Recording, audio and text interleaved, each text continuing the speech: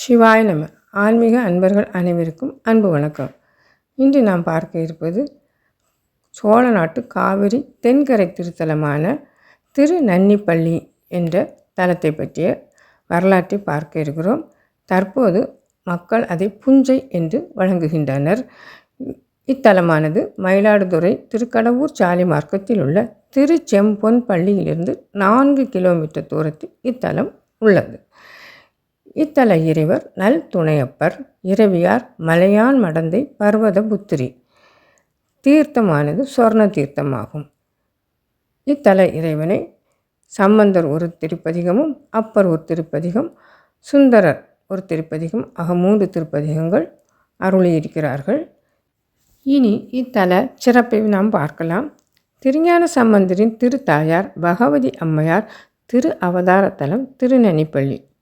திருஞான சம்பந்தர் தமது 3வது வயதில் சிவஞானம் பெற்றதையும் சிவபெருமான் அருளால் பொற்றாளம் பெற்றதையும் கேள்விப்பட்ட அவ்வூர் அந்தணர்கள் மற்றும் உறவினர்கள் திருஞான சம்பந்தர் தங்கள் ஊருக்கு எழுந்தருள வேண்டும் என்று கோரினர். அதற்கு இசைந்த திருஞான சம்பந்தர் தன் திருவடி நோக நனிப்பள்ளி நோக்கி நடந்தார். ஆளுடைய பிள்ளையார் கால்கள் நோக நடப்பதைக் கண்ட அவரது தந்தை சிவபாத இருதயர் திருஞான சம்பந்தரை தனது தோளில் அமர்த்தி கொண்டு சென்றார். தந்தையால் இதுதான் நனிப்பள்ளி தலம் என்று கூற, காரைகள் கூகை முல்லை களவாக ஈகை என தொடங்கும் பதிகத்தை பாடிக்கொண்டே நனிப்பள்ளி ஆலயத்தை அடைந்து இறைவனை வணங்கி போற்றினார். இப்பதிகமே பாலை நிலமாக இருந்த திருநனிப்பள்ளியை அவ்வூர் மக்கள் வேண்டுகோளின்படி நெய்த நிலமாக மாற்றியருளிய பதிகம் என்று கூறப்படுகிறது. தனது தந்தை தோள் மீது அமர்ந்து திருநனிப்பள்ளி அடைந்ததை திருஞான சம்பந்தர் தனது திருப்பதிகத்தின் கடைசி பாடலில் குறிப்பிடுகிறார். மூவராலும் பாடல் பெற்ற தலங்களில் ஒன்று என்ற சிறப்பை இத்தலம் பெற்றுள்ளது. இவ்வாலயத்திற்கு ராஜகோபுரம் இல்லை, ஒரு முகப்பு வாயில் மட்டுமே உள்ளது. முகப்பு வாயிலின் மேலே இடப வாகனத்தின் மீது அமர்ந்த சிவன் பார்வதி, 300 வாகனத்தின் மீது அமர்ந்த விநாயகர், மயில் வாகனத்தின் மீது அமர்ந்த முருகப்பெருமான் ஆகியோர் சுதை சிற்பங்கள் வடிவில் காட்சியளிக்கின்றனர். உள்ளே கருவறையில் மூலவர் நத்துணை அப்பர் சுயம்புலிங்க வடிவில் கிழக்கு நோக்கி தரிசனம் தருகின்றார். கோஷ்டமூர்த்தங்களாக அகத்தியர், விநாயகர், தட்சிணாமூர்த்தி, லிங்கோத்பவர், பிரம்மா, துர்க்கை ஆகியோர் உள்ளனர். கோஷ்டமூர்த்தங்கள் சிறந்த சிற்ப வேலைப்பாட்டுடன் அமைந்துள்ளன. கோவிலின் கருவறை நல்ல வேலைப்பாடு உடையதாக அமைந்துள்ளது. இறைவன் நத்துணையப்பர் கிழக்கு நோக்கி தரிசனம் தருகின்றார். விநாயகர், அகத்தியர் இருவருக்குமே சிவபெருமான் தனது திருமண கோலத்தை காட்டியுள்ள தலம் திருநன்னிப்பள்ளி. அகத்தியருக்கு இறைவன் திருமணம் கோலம் காட்டிய கல்யாண சுந்தரேஸ்வர் கோவிலும் உள்ளது. இங்கு பர்வதராஜ புத்திரி, மலையான் மடந்தை என்ற திருநாமத்தின் 2 அம்மன் அருள்பாலிக்கின்றனர். இங்கு சுவாமியின் வலது பக்கம் அம்மன் விற்றிருக்கின்றார்.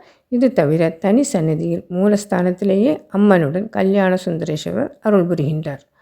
உள்பிரகாரத்தில் 4 விநாயகர், சூரியன் சன்னதிகளும் உள்ளன.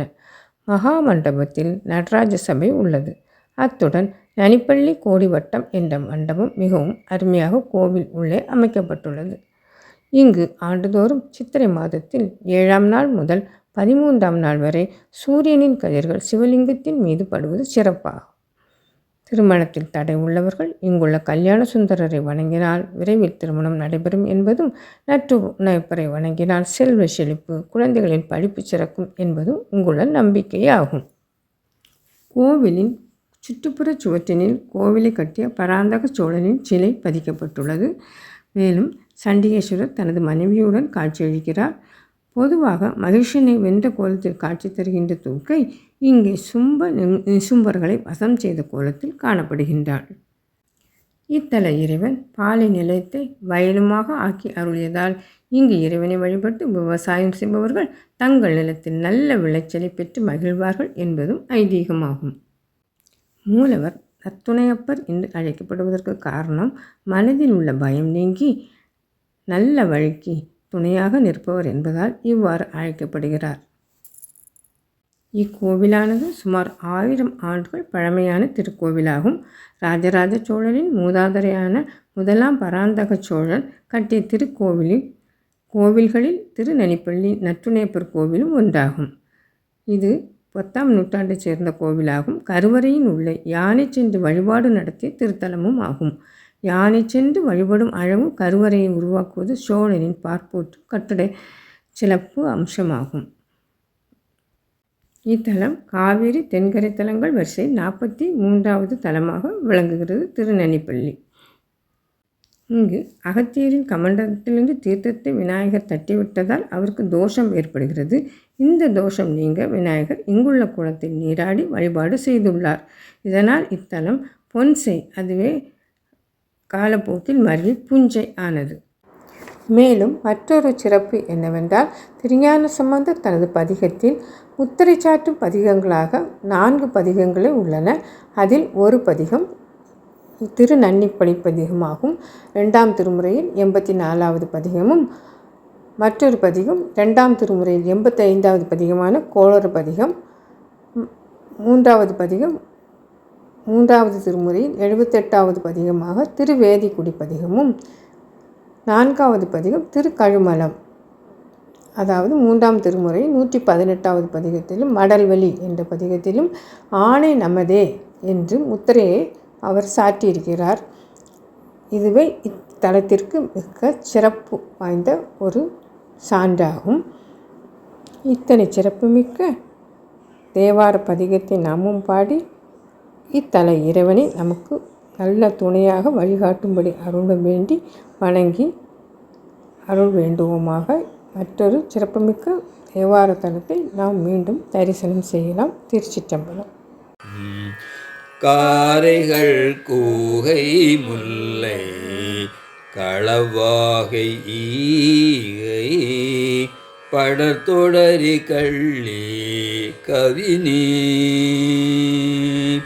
காரைகள் கூகை முல்லை களவாகை ஈகை படத்தொடரி கள்ளி கவினி. சூரைகள் பம்மி விம்மு சுடுகாடமர்ந்த சிவன்மேய சோலை நகதான். தேரைகள் ஆரை சாய மிதி கொள்ள வாழை குதி கொள்ள வெள்ளை துவள. நாரைகள் ஆரல் வாரி வயன் மீதி வைகும் நனிப்பள்ளு போலும் நமர்காள். திருச்சிற்றம்பலம்.